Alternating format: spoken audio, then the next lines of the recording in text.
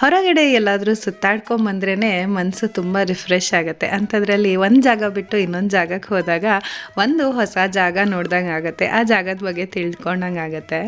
ಮತ್ತೊಂದು, ಯಾವಾಗಲೂ ಮನೇಲಿ ಹೆಣ್ಮಕ್ಳಾದರೆ ಮನೇಲೇ ಕೆಲಸ ಮಾಡ್ಕೊಂಡಿರೋರು ಅಥವಾ ಕೆಲಸಕ್ಕೆ ಹೋಗೋರಾಗಿದ್ದರೆ ಆಫೀಸ್ ಸ್ಟ್ರೆಸ್ಸು, ಟೆನ್ಷನ್ನು ಅದೆಲ್ಲ ಮರೆತು ಒಂದ್ಸಲಿ ಹೊರಗಡೆ ಸುತ್ತಾಡ್ಕೊಂಬಂದ ತಕ್ಷಣ ಮತ್ತೆ ಹೊಸದಾಗಿ ಕೆಲಸ ಮಾಡೋದಕ್ಕೆ ಇನ್ನಷ್ಟು ಹುಮ್ಮಸ್ಸು ಬರುತ್ತೆ. ಒಂದೇ ಥರ ಜೀವನ ಶೈಲಿ ಇದ್ದರೆ ಏನೋ ಒಂಥರ ಬೋರ್ ಅನಿಸುತ್ತೆ. ಆಗಾಗ ಹೊರಗೆ ಹೋಗಬೇಕು, ಹೊಸದೇನಾದರೂ ಪ್ರಯತ್ನ ಮಾಡಬೇಕು, ಹೊಸ ಕೆಲಸಗಳಿಗೆ ಕೈ ಹಾಕಬೇಕು, ಹೊಸ ಕಲೆಗಳನ್ನ ಕಲ್ತ್ಕೋಬೇಕು, ಹೊಸ ಹೊಸ ರುಚಿಗಳನ್ನ ಟ್ರೈ ಮಾಡಬೇಕು.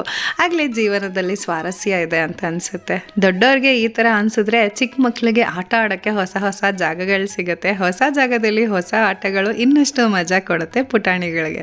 ಒಟ್ಟಿನಲ್ಲಿ ವೆಕೇಶನ್ ಅಂದರೆ ಎಲ್ರಿಗೂ ತುಂಬ ಇಷ್ಟ ಆಗುತ್ತೆ. ಇಲ್ಲೆಲ್ಲ ಹೋದಾಗ ಎಷ್ಟು ಖರ್ಚಾಯಿತು ಅಂತ ಯಾರು ನೆನ್ಪಿಟ್ಕೊಳ್ಳಲ್ಲ. ಆದರೆ ಅಲ್ಲೆಲ್ಲ ಕಳೆದಂಥ ಒಂದು ಮಧುರವಾದ ಕ್ಷಣಗಳು ನೆನಪಾಗಿ ಸದಾ ನಮ್ಮ ಜೊತೆ ಉಳ್ಕೊಳ್ಳುತ್ತೆ.